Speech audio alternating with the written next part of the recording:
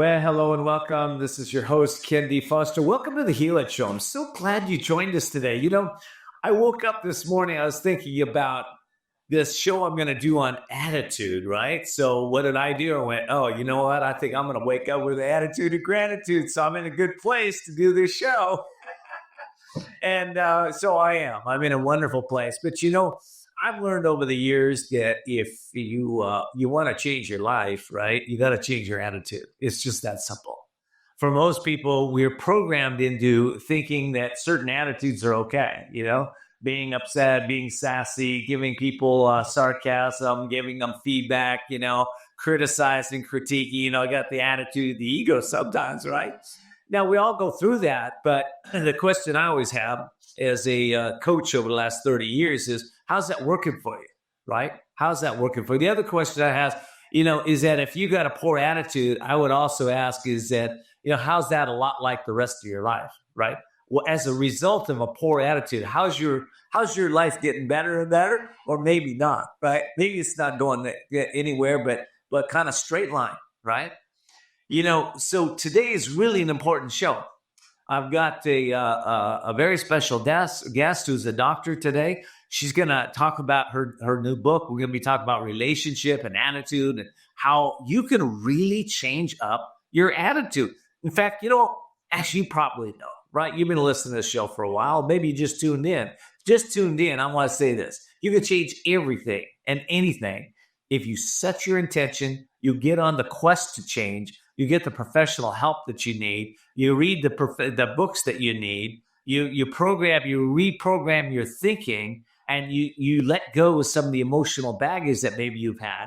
I can guarantee you can heal just about anything, whether it's mental, emotional, physical, or spiritual, whatever it is, you can heal it if you get on the quest. All right.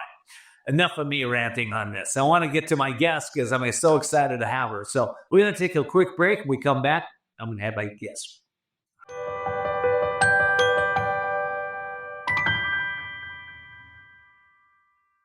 Whether because of discomfort, lack of mobility, your lifestyle, or occupation, you sit inactively way too many hours a day. Introducing Ellipse, the premium quality automatic seated exerciser that strengthens legs, increases mobility, and boosts circulation without physical strain or impact. It is so quiet that none of my coworkers even know I'm using it. Strengthen and tone your legs, increase your mobility, flexibility, and balance. Plus, stimulate healthy circulation. My joints feel better, my knees feel better, my back feels better. It makes me feel stronger too. Perfect for home therapy. Whisper quiet to use while you work. My circulation is moving, I'm burning calories, and it makes me feel energetic. Call now and order Ellipse, the seated exerciser that strengthens legs, increases mobility, and boosts circulation. Call and get upgraded to the Deluxe Bundle. Get the faster motor or 5 miles of steps per hour, the step counter, the sport mat, and wireless remote. Call now.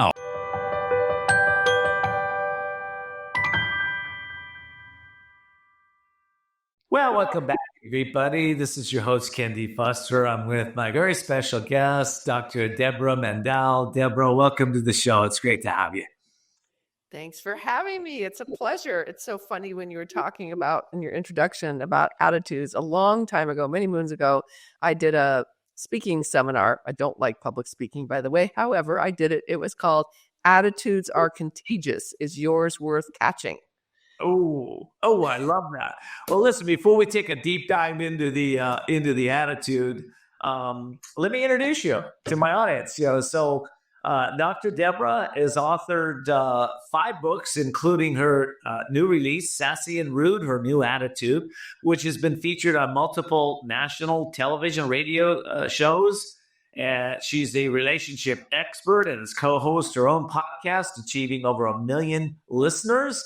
Whether in print or on air or in office, Debra delivers her message that it's never too late to overcome adversity and learn to thrive. Adversity and learn to thrive.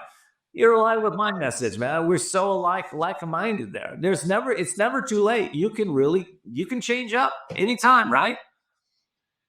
Absolutely. And that's what's so important for us. It's so empowering when we get this sense of knowing that if we really look at things in a new way with a new perspective, we can see things differently and then have a different experience, right? Because it's so much about how we observe the world that determines our interpretations and then our feelings about it. So oftentimes we just have to go into, how do we change what we're seeing? Is it really what we're seeing subjectively, or maybe there's a different version? Isn't that interesting? Of course, how we internally see the world is how we outpicture the world, and the world reflects back to us. But a lot of times, folks, I know, there's things aren't working for them, but they don't know the first steps to take. What's around attitude? Let's talk about that. Maybe that's the first step. I don't know. But what's the first step to take if you're in a place where, maybe you're living kind of mediocre, you're not really, nothing's great or nothing's bad, but it's just like you feel stagnant. You feel like nothing's going to move for you. What do you? And I would call, yeah. Go ahead. Yeah. Oh, I would say that that's more of a survivor mentality. Like, I'm here, I'm enduring, I'm hanging out with what's in front of me, but I'm not really working it. I'm not really looking at it. I'm not really dissecting what's really present and how I can make changes. So I really vote for thriving, right? So we have victim mentality, we have survivor mentality, and then we have a thriver mentality. And a thriver mentality is freedom. That does not mean that we have endless amounts of choices about everything. Sometimes our choices really stink. Sometimes the 2 options available or the 3 are not that great, but at least we have the power to choose which ones we want to. Well, and I think there's another piece to that too. I think it's like, the good news is if you got yourself into a situation that you don't really care for, you got yourself there. So that means that you must have the power to change that, right? You just have to change up your thinking, your attitude, and maybe some of the actions you're taking. And oftentimes we don't actually recognize what's our own responsibility and accountability and what really lies outside of our control. And sometimes we're trying to take charge of that which we have no power to change or do anything with, and we forget about what we do. So it's really important that we own our own actions, reactions, our feelings, because that's within our realm of what we can choose. I love that. Well, listen, in your new book, and I'm gonna highlight it in just a minute. But in the book, you talk about the mother-daughter dynamic, and boy, I tell you, I've sure in our own family, I know the mother-daughter dynamic, and it can be challenging for any mom, and it can be challenging for any daughter. So let's talk about that in the complexities of this, and maybe give some people some solutions as to how to have a harmonious, peaceful relationship with their mother and daughter. Is that Yes.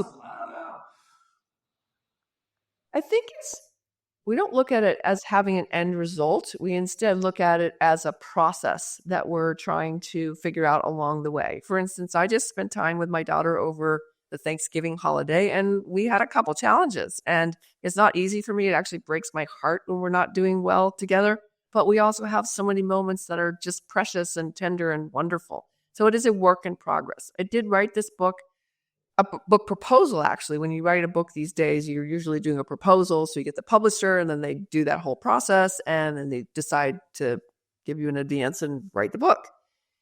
But I had written this years back when she was still a late teen, and we had many more and different challenges then. But the whole concept is that the mother-daughter relationship is so precious, but it's also very tender, and it can be very tricky. And we take a lot of our own baggage from our own relationships with our moms, and we filter that into our relationship with our daughters. And so it's a book about understanding harmony, disharmony, and repair. It's a very important concept. Harmony, disharmony, and repair. I want to focus on the repair for a second. It seems like if a mom's doing a good job, she might be wounding her child in some way, not physically. I'm talking mentally, emotionally, not meaning to, and maybe, setting a boundary that the daughter doesn't like, right? Maybe in high school, you can't go out at this time of night, but the daughter feels so distraught because that was going to be the guy she was going to meet. And mom's always this way, blah, blah, blah. They come up with stories, right? How do we heal that story and repair that? Right. So this book is primarily for mothers with adult daughters, where the relationship now is at a different level, because there's so many books out there about the developmental process of raising a daughter. But now she's an adult and she's her own person. She's doing her own thing. Maybe she's still somewhat dependent. But I talk about this concept of the too nice mom. And I actually really want to underline this because I found this really fun to explore what nice actually means. We talk about things like be nice to this person, be nice. But nice actually means pretending not to know.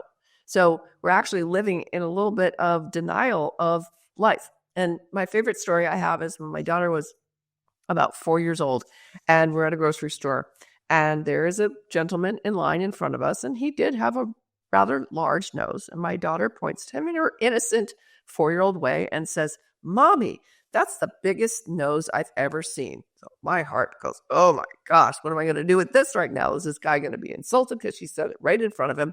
He was the kindest person on the planet. He literally took her finger and said, "Well, yeah, do you want to touch it? It is pretty big."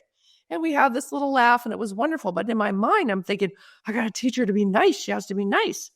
But really, I want to teach her to be kind. So we have this concept of the too nice mom, which is somebody who's oftentimes really not saying her truth, not really living in the world as it is in front of her, but always trying to pretend. And sometimes we do a disservice to our daughters when we don't live in what's really real. I think of the too nice mom also as the mom that wants to be, you're talking older daughters, maybe the daughter's 21, 22, 25, and the mom's trying to fit in with the daughter's crowd, be really nice. What's that about? I've seen that before too.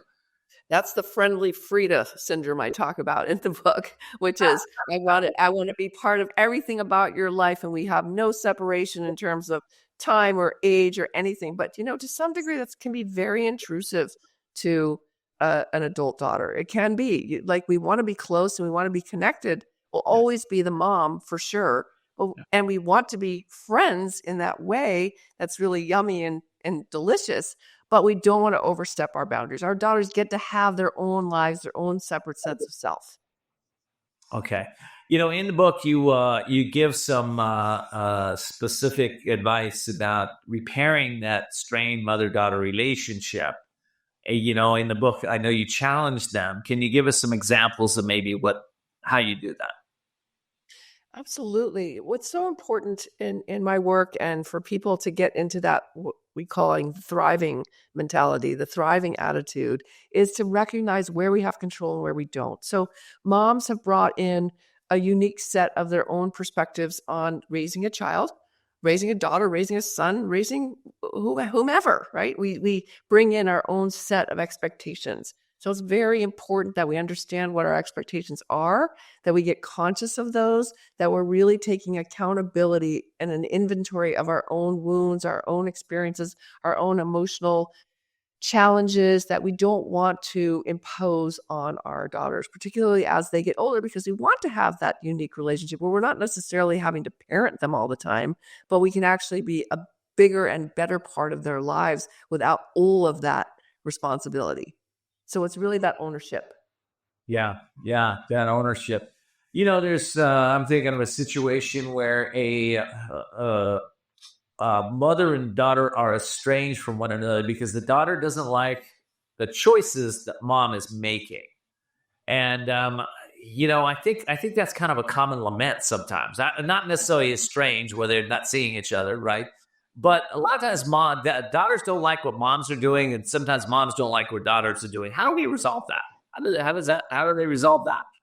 This is probably a good time to introduce this concept of separation, individuation, developmental process. Okay, so I just noticed our time. I got to take a quick break. When we come back from the break, we will dive right into that. We'll be right back. Perfect.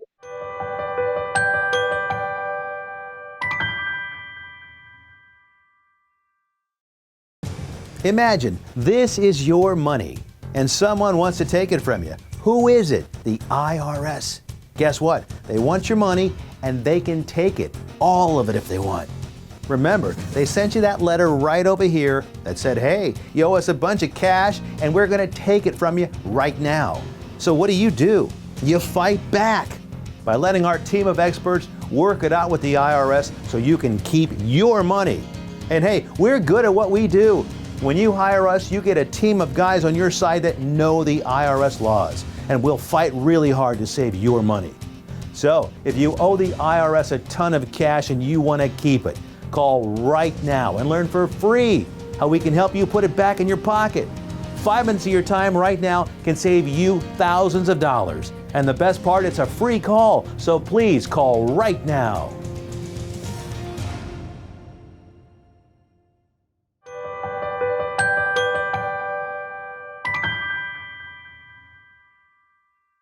Well, welcome back, everybody. This is your host, kendfoster, and I'm speaking with Dr. Debra Mandel today. We're talking about her new book.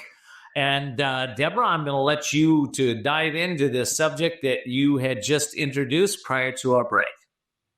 Yeah, so separation individuation process in the psychological world is basically that which we all go through, dads, sons, mothers, daughters, mothers and sons, fathers and daughters, etc., where we have this unique experience where we determine that we are a separate human being, but we're also a unique human being.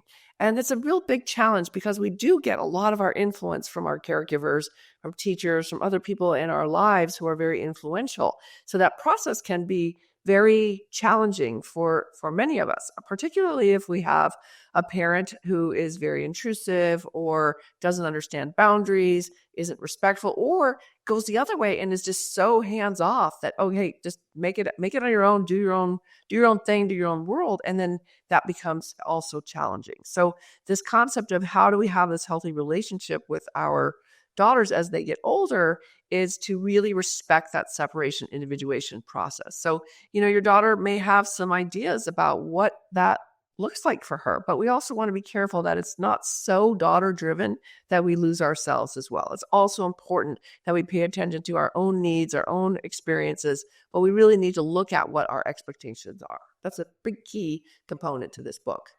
Well, I think there's boundaries that have to be set on both sides, mom and daughter. Is that addressed in the book? Do you talk about that?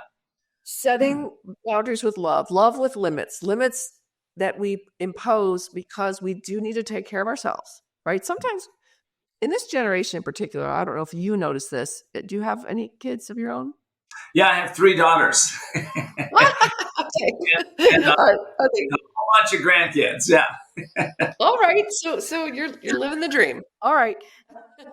So, what are we looking for in terms of how we address who they are, what they are, but also making sure that we take care of ourselves, because our children can really pull at our heartstrings. I know mine does. She does one little thing that makes me feel guilty. I'm like, oh my God, because I don't want to be the mom to her that my mom couldn't be to me. I mean, I want to be the mom to her that my mom was not able to be for me. My mom died very young. She was only 58 years old, and I had just had my daughter. So she never got to be part of being a grandparent to my daughter. She did for my niece. And so it was really sad because my mom was a sort of a tortured soul who did not work on her own self, who didn't understand how to really heal some of her own very abusive childhood that she had. So she was very heavy-handed in terms of her mothering. She was such a loving person inside. I could see that, but she wouldn't show it. Yeah. Well, what happens a lot of times, and is I know you can attest to this, is that if the mom didn't do the work, then the kids get to do the work because they're the ones that have the brunt. Their kids are carrying the pain that the mother didn't resolve, maybe in a little different way, but they're still carrying the family pain. Has that been your experience? Absolutely. And that's why it's so important that as the mom, we take the responsibility of looking at what part of that are we contributing to that dis-ease, if you will, that part of the relationship that isn't going to work. So it's really about creating what I talk about as a healing tree. And that looks like really taking ownership. And sometimes, by the way, probably in your audience, you have a lot of people who have very yummy relationships with their daughters, some who maybe have a neutral relationship, and some may have a really bad relationship, and bad in the sense that it's just filled with anxiety and conflict and turmoil, and there's fewer good days than there are bad days in terms of the interaction. So in that realm, there's really more work to do, because at some points you're going to have to set some boundaries that are going to be difficult. Like, hey, I want to heal this with you, but I'm also not willing to take abuse. I'm also not willing to be emotionally blackmailed by you because I've made these mistakes. We own our mistakes, but then we also have to have some grace and compassion for ourselves as well as our daughters. And we want to invite that in. So I give some tools and ideas of how you can invite that in without depleting yourself. I love that. I love that a lot. I'm going to put on the screen here. I'd like to put a picture of the book up here. Let's go put that up there. And all right, might have to move over a little bit just so we can see it. Okay, the other way. There we go. There we go. So Sassy and Rude, Dr. Mandel, PhD, her new attitude. And you can get this at, I take it on Amazon, on where can we get, Barnes & Noble, or they order it there? Or yeah, online booksellers. Booksellers. Okay, you can get it anywhere. And this sounds like a fascinating book. I wish my daughter and my wife had that earlier on, and but I guess it's never too late, right? They can always learn. There's a lot in here to learn. Is that what I'm hearing? Absolutely. It's never too late, right? And we can pick up a healing process at any point in our lifespan. In fact, I was saying a little bit about my mom. If my mom and I could have had that, even, the year before she passed, somewhere in there where we could have had that gentle experience, it'd be wonderful. But there's so many things that are outside of our control. So we can only, again, the reminder here is that we can only do what we can do ourselves. So we can do all the work, and our daughters may or may not want to invite us in if they've pushed us away, or they might want to invite us in a way that we learn isn't really that comfortable or actually healthy. Well, I always think that it takes two parties to create drama, and I know just in my own life with my father that my dad was very loving, kind, caring, but he's also at the other side. He was very demanding. Loved to tell you what to do, when to do, how to do it, knew how to use guilt, shame, remorse, and all that stuff, really throw it at you. He's really good at that. And, I remember later in his life, I thought, Dad, I'm just so tired of having this drama with him. And I thought, what does he want? What does he want? And it came to me, he really just wants to be heard. And so I just would listen to him and just agree. And quite frankly, that healed our relationship and changed everything. So I'm not saying that that's an end-all, be-all for everybody here, but I know that there are, we have a part in it, right? So if there's drama going on, I think it's so important to look at your side of it. Speaking of that guilt and shame piece, what role does that play in hindering healthy connections? And yeah. First of all, I love your share. Thank you so much for offering that, because that's so beautiful. You were able to actually step inside your own adult self for that moment and look at your dad as a human being, not somebody who was supposed to be teaching you or always the leader, but somebody who was also just a human with all the human needs that we all have, which is just desire for affirmation, attention, affection, adoration, validation, right? That's what we all crave that.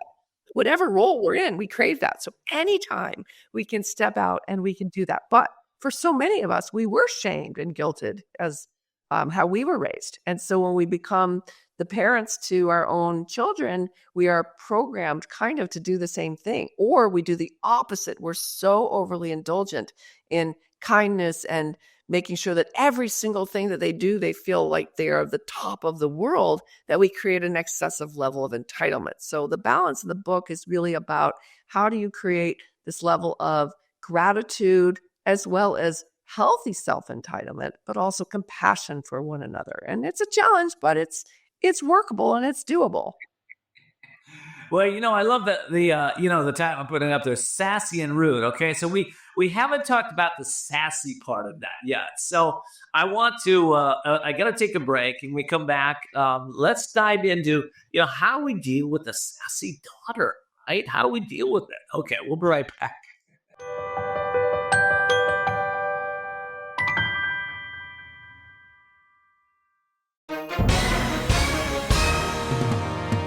Hi, everyone watching at home. We're here to remind you that if you or someone you know were injured in an accident that was not your fault, listen up. We have live agents available right now to answer your questions and tell you how much your case is potentially worth. Hi, I'm Gina Bellich, here with spokesman and TV personality Tom Mustin with us in the Help Center. So Tom, phones are really busy over there. Tell us what kind of calls you're seeing. Well, Gina, first off, thank you for having me here in the call center with you. We always enjoy talking to the viewers and getting folks the compensation that they deserve. You know, we're seeing calls about all kinds of accidents, but the most common by far has been car accidents. So if you or someone you know were injured in an accident that was not your fault, give us a call right now. You'll speak with a live person. They'll answer any questions you have and tell you if you have a case and how much your case is potentially worth. Thanks, Tom. All right, folks at home, you heard it. Take advantage of this opportunity and call now.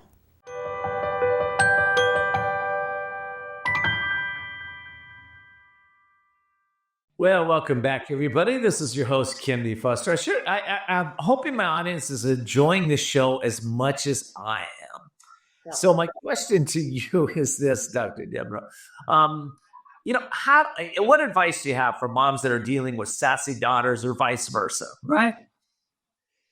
Yeah. Okay. First of all is to try to understand the source of it, right? A lot of times our daughters are trying to, and I wrote this book for mothers and daughters just because that is a very tender and amazing relationship, but so is mothers and sons and fathers and daughters and fathers and sons. And a lot of this is applicable just to our children and our adult children. And how do we deal with them with kindness and love, but also set our boundaries when someone's just being downright nasty. In fact, the original title of this book was Why Is She Such a Bitch? But the publisher wasn't going to go with that one. So I had to change the title. So I came up with that one. Okay. Got it. Well, I'll tell you, one of my other books, which is Dump That Chump, started out as Chuck That Schmuck.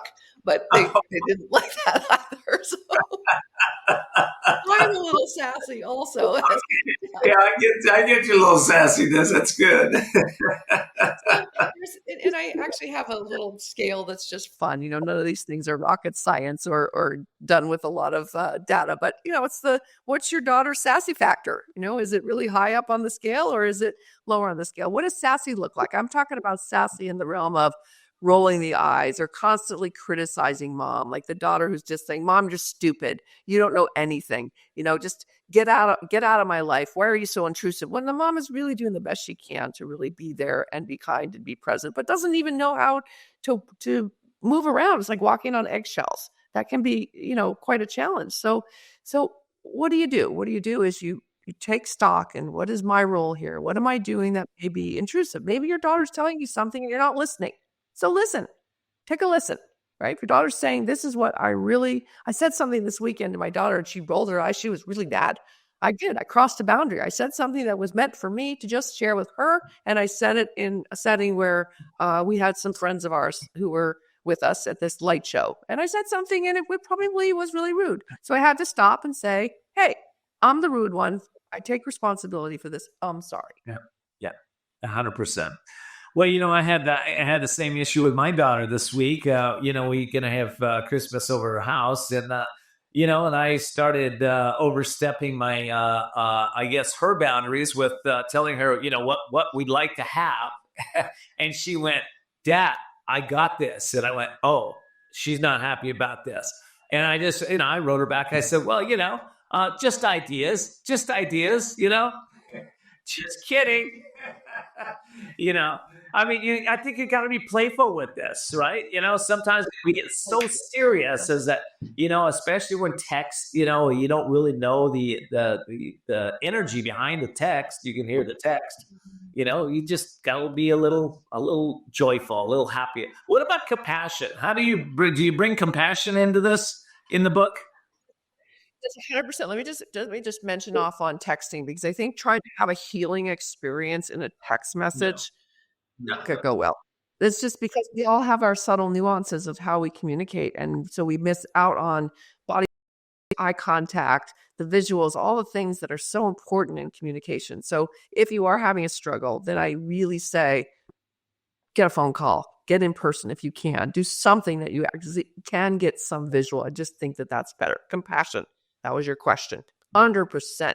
Compassion is the most important thing, but both directed both ways, towards self and toward other. Because sometimes our children, they expect a lot of us as parents. We're imperfect. We are imperfect. And they will sometimes have really incredibly unrealistic expectations of how perfect we're supposed to be when we can't be.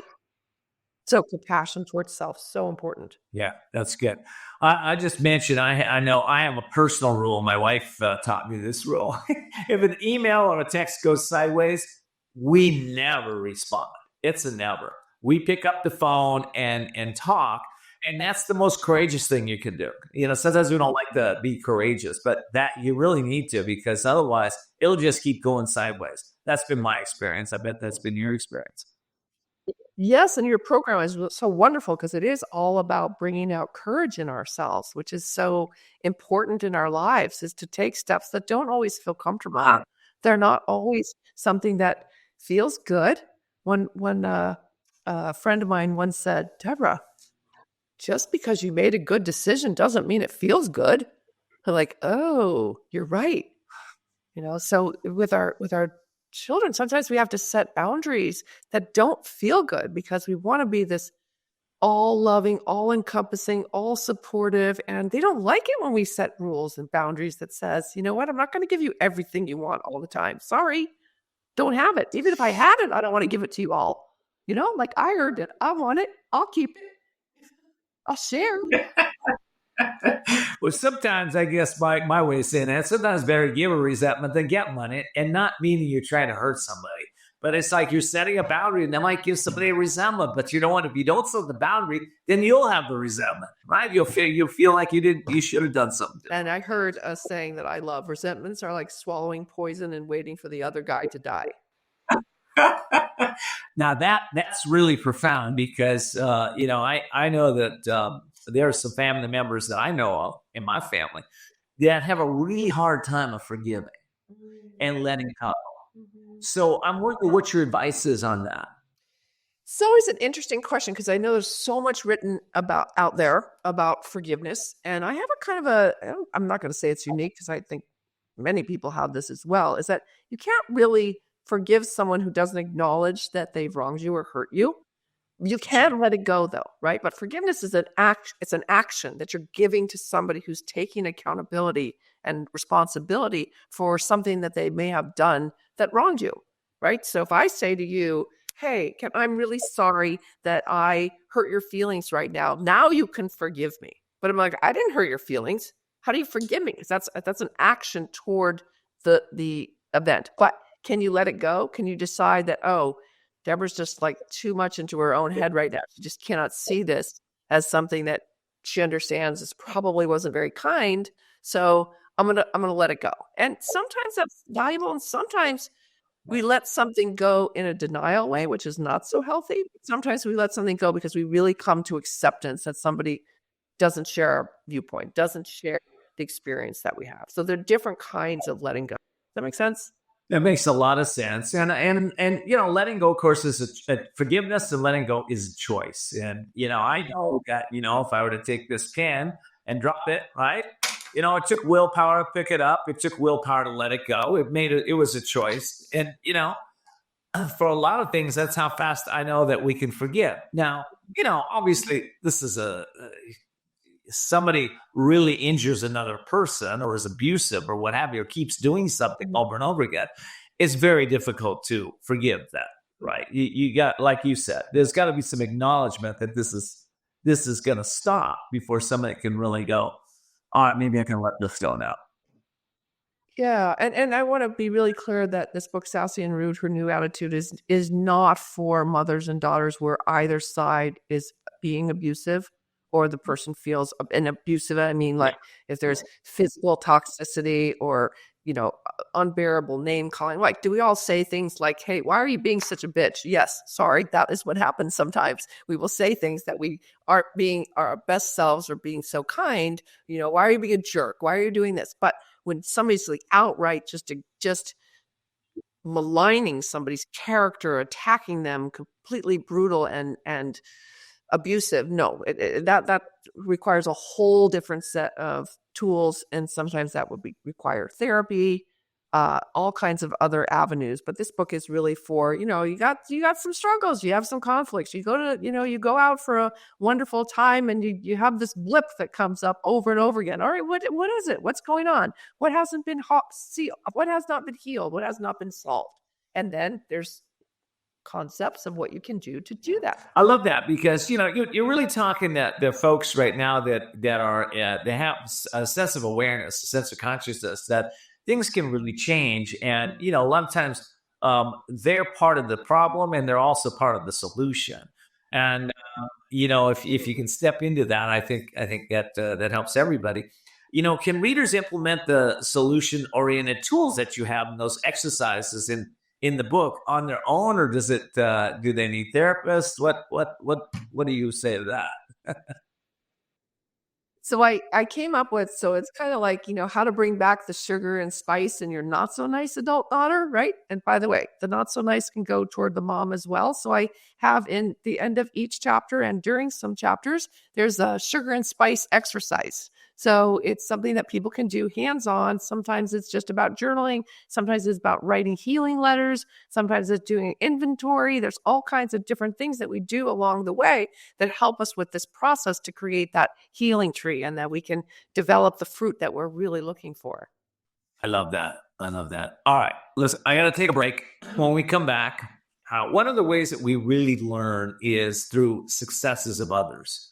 So I'd like you to share some of the success stories that you've had, individuals that have read the book or work with you that we can all learn from. All right, I'll be right back and we'll do that.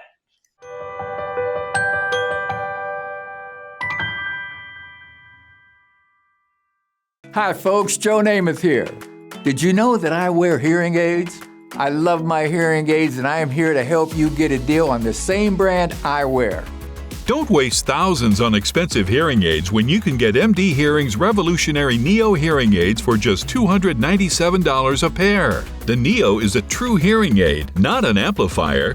With rechargeable technology many customers say is superior to more expensive models. And you can get 2 Neo hearing aids with a 45-day risk-free trial, free shipping, and free lifetime US-based support for only $297. The Neo is nearly invisible with its tiny in-the-ear canal design. Call my friends at MD Hearing and get the over-the-counter hearing aids that I use for you.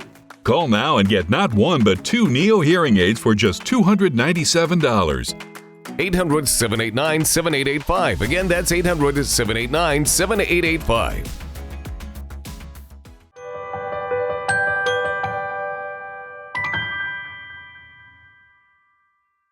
Well, welcome back, everybody. This is your host, Kendi Foster. I'm talking with Dr. Debra Mandel, and we are talking about success stories in this segment. So, Debra, let's talk about some of the successes that you've had with people that work with you and that are in the book that people can learn from.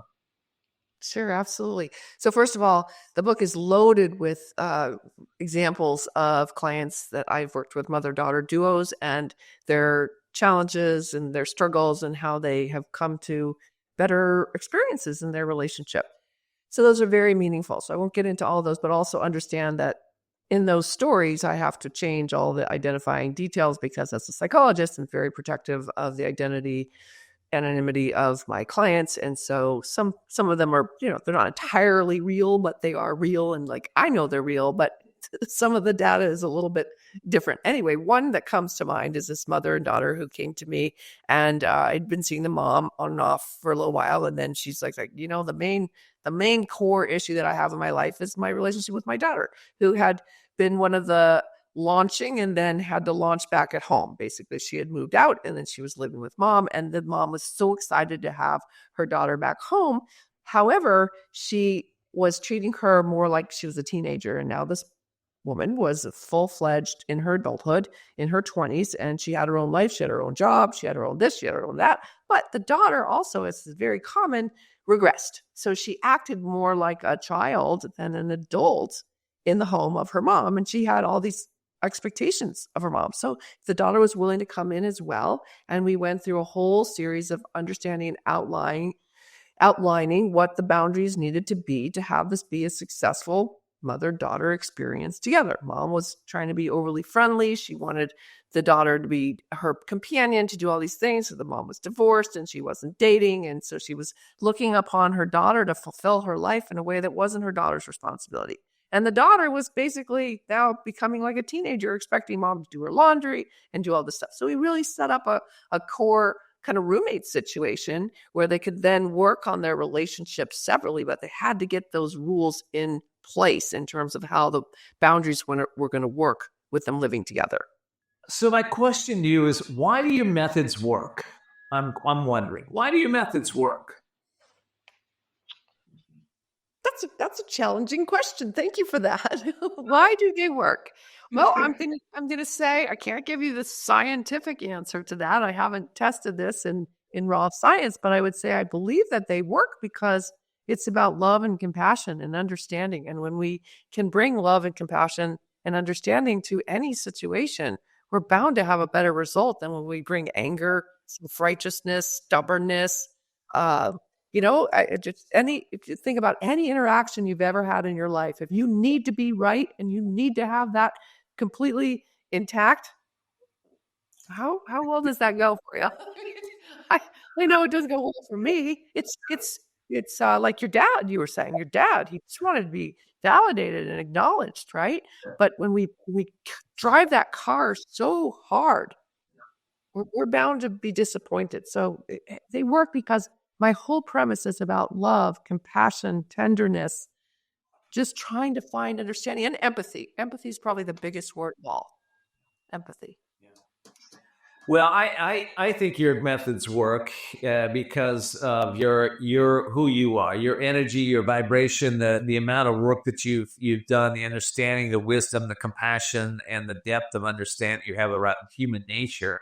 That I'm sure you're probably clairaudient, clairvoyant in some ways, that you can really help individuals to when they're in your presence in reading this book. It's been my experience when you write a book like this, that books got to write us. We don't write books, and they come through us, and we grow ourselves, we learn, but we also put that energy, that wisdom, that understanding in the pages of the book.